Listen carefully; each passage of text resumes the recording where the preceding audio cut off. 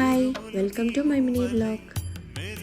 Mini veg thali చేసేద్దాం రండి. కుక్కర్లో పాలకూర పప్పు పెట్టేసి టైం సేవింగ్కి అందులోనే రైస్ బౌల్ పెట్టేసి లిడ్ పెట్టి 3 విజిల్స్ పెట్టేశాను.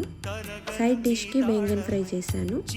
మసాలాలన్నీ బాగా కలుపుకొని బెంగన్కి బాగా పట్టించి 2 వైపులా బాగా ఫ్రై చేసుకోవాలి. చాలా బాగా కుదిరింది టేస్ట్. అలాగే మజ్జిగ చారు చేశాను సింపుల్గా. ఆయిల్ వేసి ఆవాలు, జీలకర్ర, ఆనియన్స్, గ్రీన్ చిల్లీస్, కరివేపాకు, కొంచెం పసుపు వేసి బటర్ మిల్క్ యాడ్ చేసుకోవాలి. పప్పు రుబ్బుకొని పోపు పెట్టేశాను.